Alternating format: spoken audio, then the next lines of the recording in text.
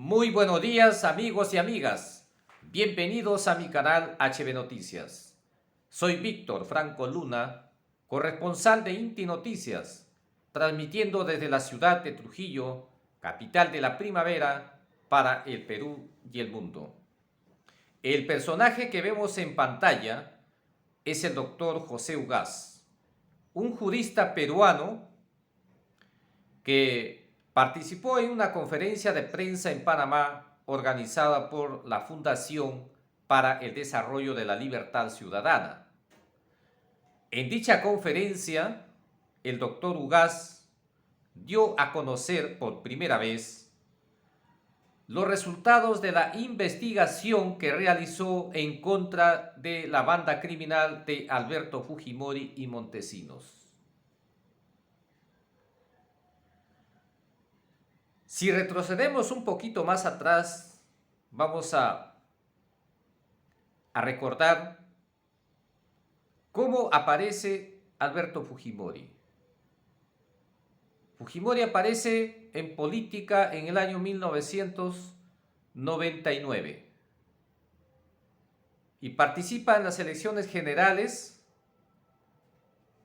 del año 1990 y gana las elecciones y se convierte en presidente, derrocándolo al candidato de aquel entonces, al escritor Mario Vargas Llosa. Alberto Fujimori era un personaje desconocido,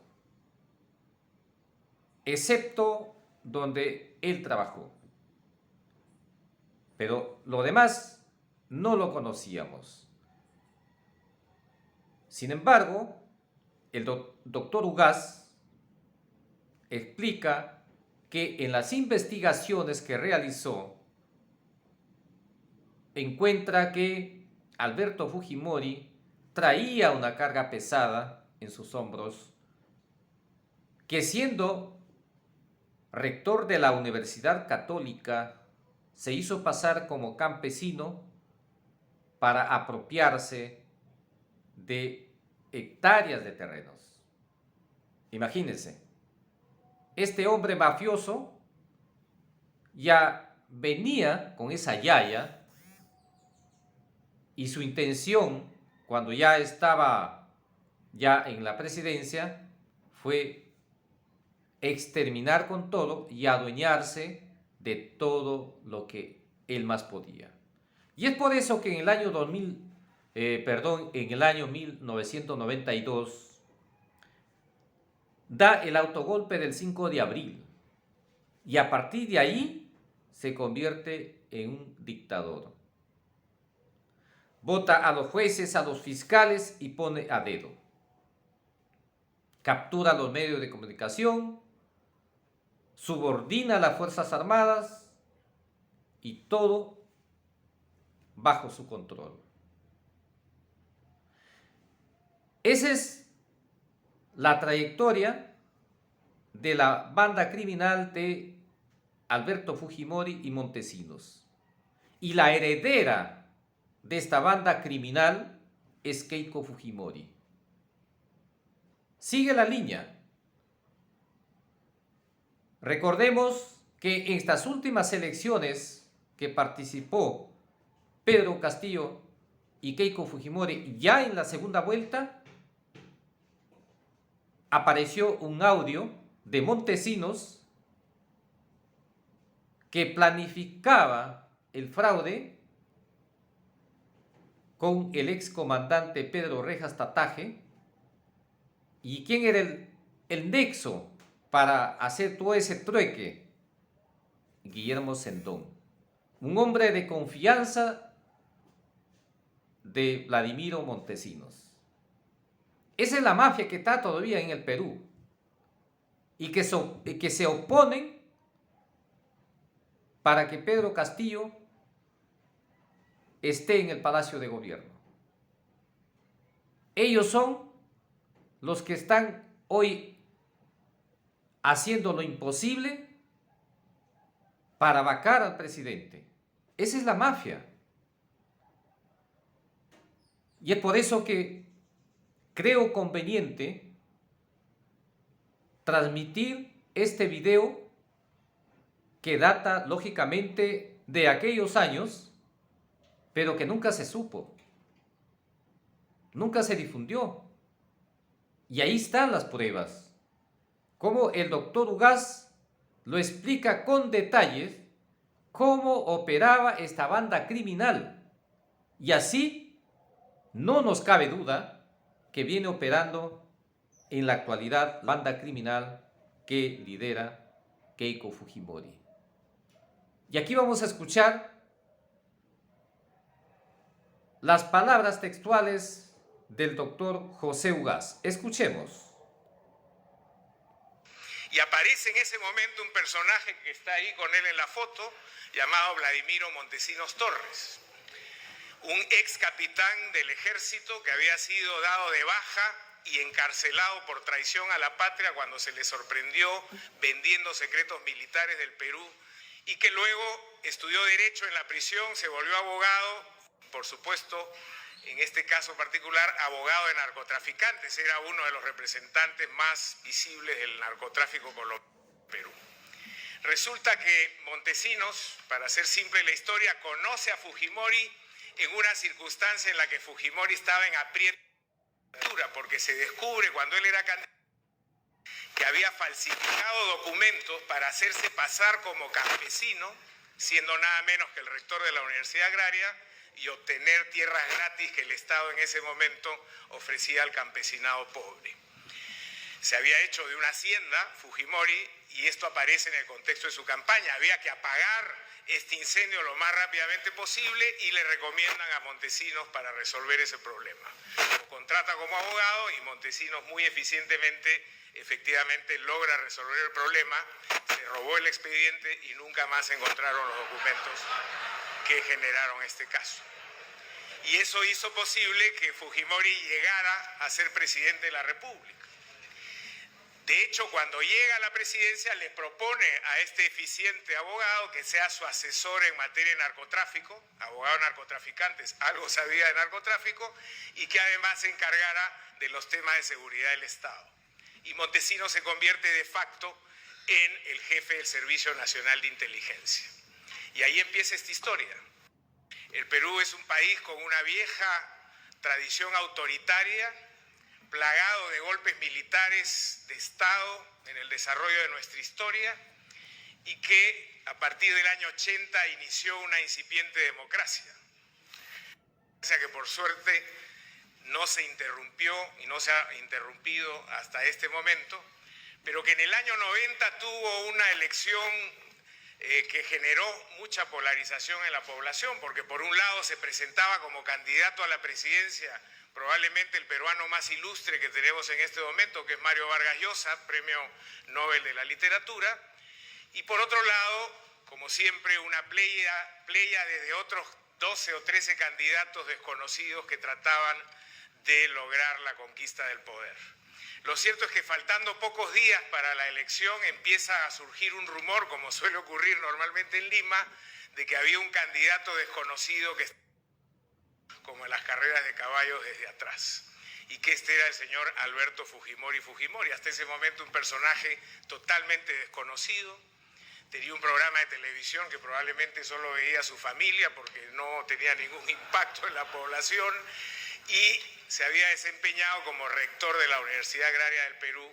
Cuando se produce el resultado de la primera vuelta, efectivamente Fujimori sorprende con la segunda votación más importante y hubo que ir a una segunda vuelta en la que competían Mario Vargas Llosa con Alberto Fujimori Fujimori. Fujimori, hijo de inmigrantes japoneses, no está claro si él mismo japonés y luego trucó su partida de nacimiento. Eso ha sido materia de varias investigaciones no resueltas. Lo cierto es que en segunda vuelta vence a Mario Vargas Llosa con un lema que decía honestidad, tecnología y trabajo. Ironía de la vida, con esas tres frases, con esas tres palabras, logra la presidencia de la República. Como él mismo no tenía pensado que podía lograr esa hazaña, resulta que llega al poder y no tenía partido político, no tenía plan, no tenía absolutamente nada. Ahí es que entonces voltea y decide reclinarse en los militares para generar una base de apoyo a su gobierno.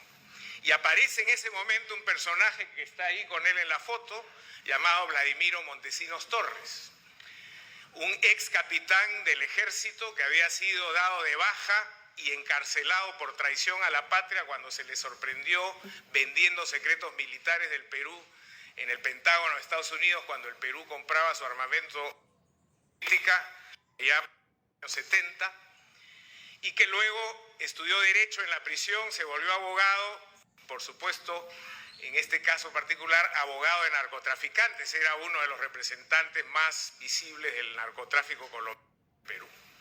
Resulta que Montesinos, para hacer simple la historia, conoce a Fujimori en una circunstancia en la que Fujimori estaba en aprieto, porque se descubre cuando él era candidato que había falsificado documentos para hacerse pasar como campesino, siendo nada menos que el rector de la Universidad Agraria, y obtener tierras gratis que el Estado en ese momento ofrecía al campesinado pobre. Se había hecho de una hacienda, Fujimori, y esto aparece en el contexto de su campaña. Había que apagar este incendio lo más rápidamente posible y le recomiendan a Montesinos para resolver ese problema. Lo contrata como abogado y Montesinos muy eficientemente, efectivamente, logra resolver el problema, se robó el expediente y nunca más encontraron los documentos que generaron este caso. Y eso hizo posible que Fujimori llegara a ser presidente de la República. De hecho, cuando llega a la presidencia, le propone a este eficiente abogado que sea su asesor en materia de narcotráfico, abogado de narcotraficantes, algo sabía de narcotráfico, y que además se encargara de los temas de seguridad del Estado. Y Montesinos se convierte de facto en el jefe del Servicio Nacional de Inteligencia. Y ahí empieza esta historia. Muchos rumores de corrupción. Recuerden ustedes que en esos tiempos todavía el Perú se debatía en una lucha intestina por el terrorismo, de Sendero Luminoso y el Movimiento Revolucionario Túpac Amaru. Eran momentos de gran inflación, hasta 60.000% de inflación heredados del gobierno de Alan García, y por lo tanto momentos de gran convulsión. Y de pronto Fujimori saca un as debajo de la manga y en el año 92 genera un autogolpe de Estado. Clausura el Congreso de la República, expulsa a todos los jueces, designa jueces a dedo y se convierte en un dictador con el apoyo de las Fuerzas Armadas. Hubo mucha presión de la OEA, de otros países, finalmente se convocan nuevas elecciones y Fujimori gana en elecciones legítimas con una amplia mayoría, lo cual es interesante como reflexión de los procesos democráticos, cómo la gente vota por un presidente o por un candidato que ofrece mano dura, honestidad y control de la violencia que en ese momento estaba asolando al país.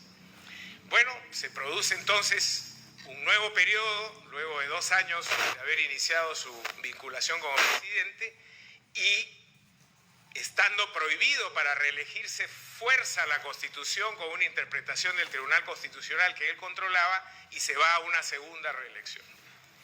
Que en realidad era una segunda reelección, un segundo periodo más los 2 años que tuvo de su primera elección. Y ahí ya los rumores de que no solamente se estaba cometiendo graves actos de corrupción, sino serias violaciones a los derechos humanos por un grupo paramilitar denominado Colina, Fujimori decide forzar groseramente la Constitución nuevamente y lanzarse a una tercera elección que fue en realidad demasiado. Ya la situación del país no soportaba una violencia constitucional de esa magnitud y en ese contexto aparece un video. El 14 de septiembre del año 2000 aparece un video donde Vladimiro Montesinos está pagándole $30.000 a un congresista electo de la oposición para literalmente comprar su voto para hacer mayoría en el Congreso.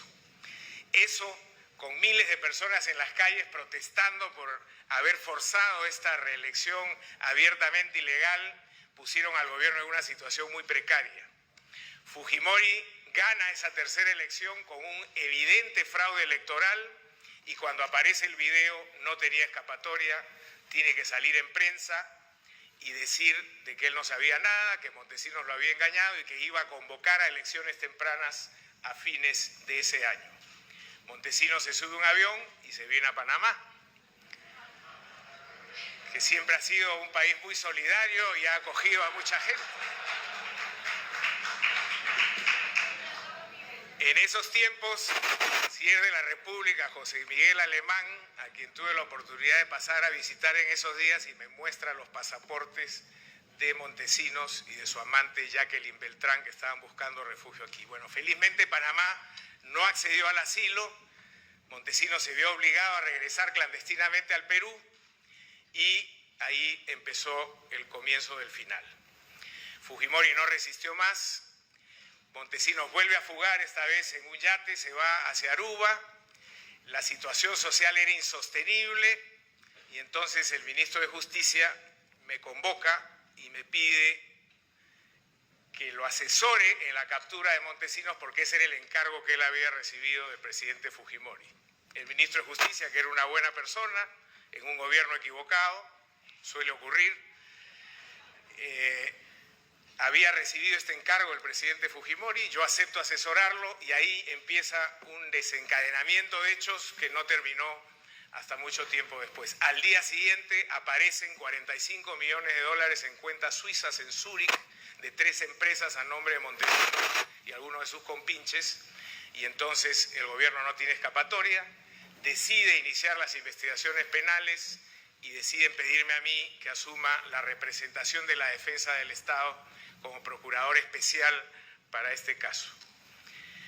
Convocamos a un equipo de trabajo, empezamos las primeras investigaciones y lo que encontramos después de las primeras semanas fue que no estábamos frente a un caso tradicional de corrupción en el que habían varios funcionarios públicos saqueando el Estado, sino conforme empezamos a unir las piezas, llegamos a un primer hallazgo. Los psicoanalistas llaman a esto un insight, cuando a uno se le abre el cerebro y se da cuenta que está frente a una realidad que no había percibido hasta ese momento.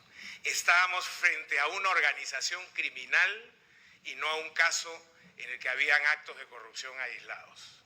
Y entonces cuando empezamos a pegar las figuritas en el organigrama que se empezó a armar, encontramos esto. Una organización en la que de manera piramidal, en la cúspide de esa pirámide estaban ubicados Alberto Fujimori Fujimori, presidente de la República, Vladimiro Montesinos Torres, su asesor personal, jefe de facto del Servicio de Inteligencia Nacional, y Nicolás Hermosa Ríos, comandante general de las Fuerzas Armadas.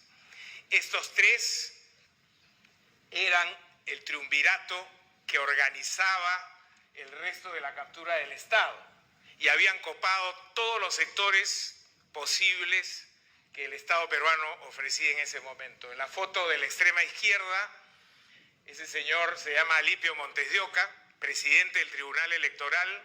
Su función era asegurar las reelecciones infinitas. Después descubrimos que tenían un plan de reelección de 30 años.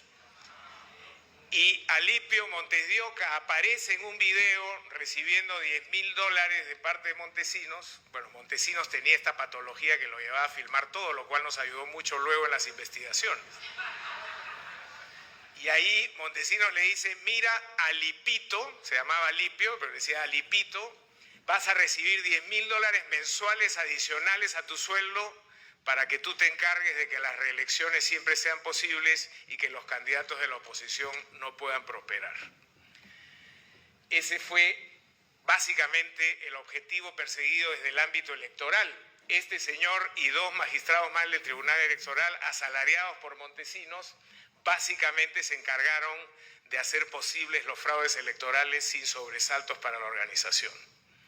Este señor hoy está condenado a 10 años de prisión, conjuntamente con los otros 2 vocales que hicieron posible esta circunstancia. El personaje que está a su lado es Alejandro Rodríguez Medrano, magistrado de la Corte Suprema, presidente de facto del Poder Judicial, que era quien llevaba a los otros magistrados al Servicio de Inteligencia Nacional para hacer posible el control del Poder Judicial. Cualquier parecido con la realidad es pura ficción, por favor.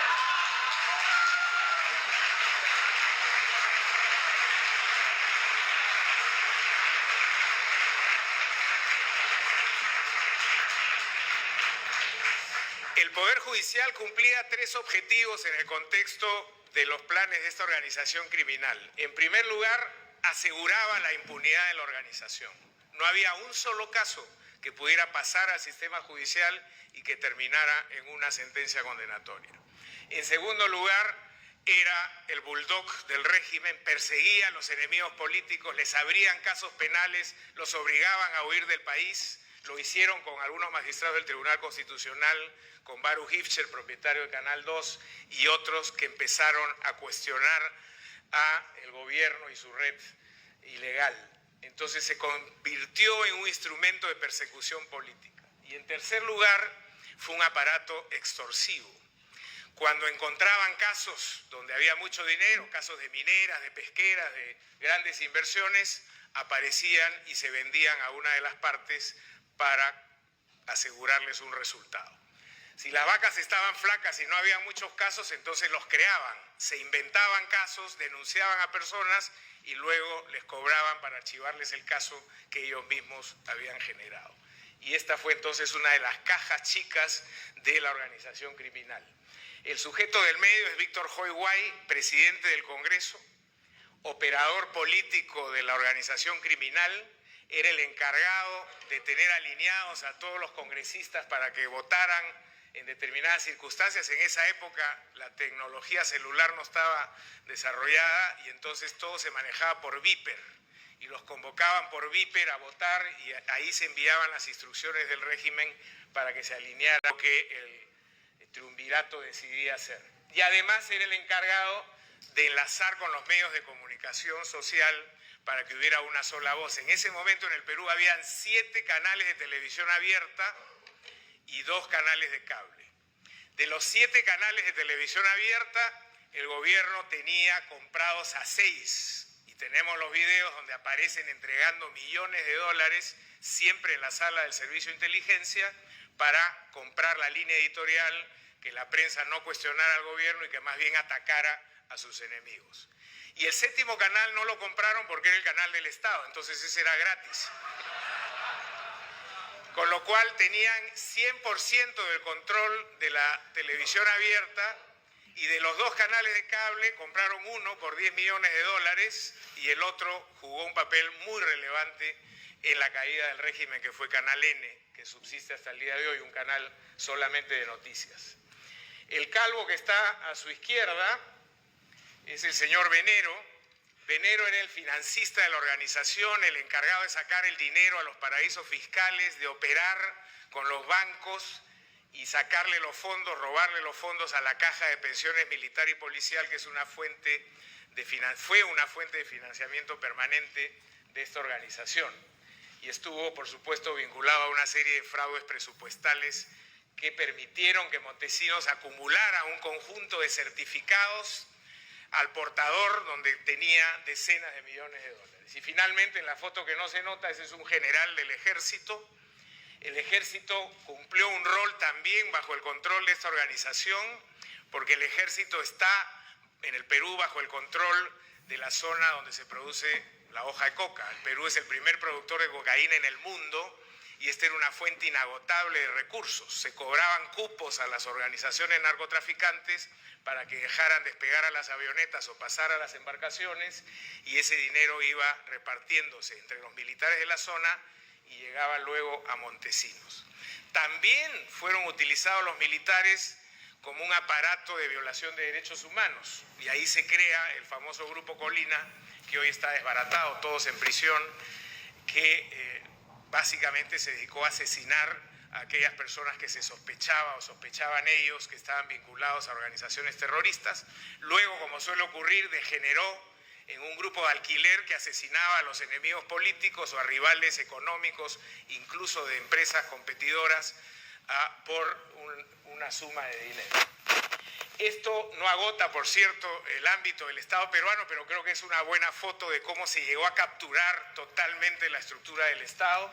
En la parte superior había un aparato administrativo con abogados, contadores, militares, asesores de inteligencia que le daban movilidad a toda esta organización. Bueno, esto es lo que encontramos a las muy pocas semanas de iniciar las investigaciones.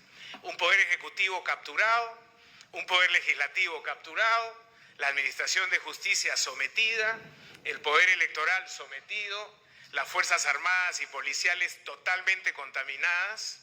Hay un video donde se observa a toda la plana mayor de las Fuerzas Armadas, Fuerza Aérea, Marina de Guerra del Perú, Ejército y Policía, que fueron convocados a una asamblea más o menos de este tamaño y tenían que pasar todos por una mesa firmando un acta de subordinación a Vladimiro Montesinos. Ese probablemente fue el acto más humillante por el que tuvieron que pasar las Fuerzas Armadas del Perú, totalmente sometidas a esta organización criminal. Y en el ámbito del sector privado, por supuesto, también hubo una comparsa de muchos empresarios, no solamente los dueños de canales de televisión y de prensa escrita, también estaban ahí varios empresarios que prefirieron someter sus voluntades a los designios de Montesinos a cambio de determinados favores en leyes, reducción de aranceles, etcétera, y por supuesto el sistema financiero. Tenemos varios videos donde aparecen banqueros conocidos instruyendo a Montesinos de cómo poder lavar su dinero hacia paraísos fiscales sin riesgo alguno. ¿Cómo se financiaba esta organización? Logramos determinar que tenía varias fórmulas. En primer lugar, había, digamos, una caja para el gasto corriente, que era una caja que se armaba con 4 millones de dólares mensuales que recababan de las Fuerzas Armadas. Cada jefe de una de las Fuerzas Armadas tenía que llevar $1 millón. Ejército, Marina, Aviación y Policía hacían los 4 millones de dólares mensuales que servían para pagar a los jueces, a los fiscales, a los dueños de los canales de televisión, etc. Y luego habían también una serie de negocios colaterales que ya no eran caja chica, sino que producían las grandes sumas de dinero. Sobrevaluaciones de obras de infraestructura, contratos entregados a determinados grupos económicos, sobornos por compra de infraestructura militar, armamento, bajo el manto de la seguridad nacional. Se cometió mucho robo en ese caso. Entrega de concesiones nacionales, saqueo de la caja de pensiones militar y policial, y en fin, un sinnúmero de negocios ilegales que le permitían manejar cientos de millones de dólares a esta organización. Estas son algunas de las cifras que dejamos a los 14 meses de haber iniciado las investigaciones. Teníamos procesadas a 1.500 personas, tanto del sector público como del sector privado, en aproximadamente 200 procesos penales. Se han logrado recuperar, esa cifra está un poco desactualizada, a la fecha son un poco más de 300 millones de dólares, 45 de Suiza, 35 de Estados Unidos. Ahí vamos a ver ahora un mapita de eso. Y el resultado fue la extradición y condena de Fujimori, y también lo mismo con Montesinos y Hermosa Ríos. Este es un mapa de dónde salieron principalmente los fondos que estas personas lavaron una vez que saquearon al Estado. Las cifras más importantes estaban en Suiza, donde habían 115 millones de dólares en cuentas básicamente en Zúrich. En Estados Unidos 23 millones de dólares que luego subieron a 40. En México 2 millones de dólares, en Gran Caimán 70, y luego aparecieron algunos dólares en Liechtenstein. Algunos pasaron por Panamá y otros llegaron hasta Nueva York. Entonces hubo una dispersión en el lavado del dinero que fue materia de saqueo en el Estado peruano. Simplemente una anécdota: ¿cómo logra Montesinos abrir cuentas en Suiza si en ese momento existían las reglas de antilavado de dinero? Y una de las reglas principales es conozca a su cliente.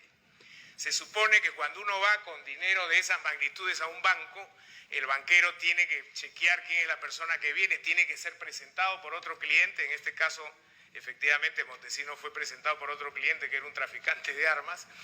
Y el suizo, el banquero, cuando empieza a llenar la hoja, le pregunta: ¿y usted de dónde ha sacado tanto dinero?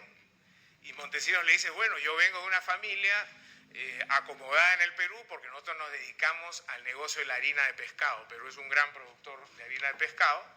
Por supuesto, el banquero llenó la hoja, le hizo firmar y no hizo más preguntas. Si ese señor hubiera cumplido con la ley, lo que tuvo que haber hecho es levantar su teléfono, llamar al Perú, a su banco corresponsal y preguntarle, ¿ustedes conocen algún empresario pesquero que se llama Vladimiro Montesinos?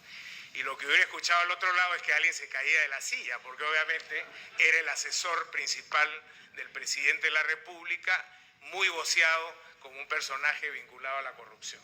Eso quiere decir que las reglas antilavado no solamente necesitan estar ahí y escritas,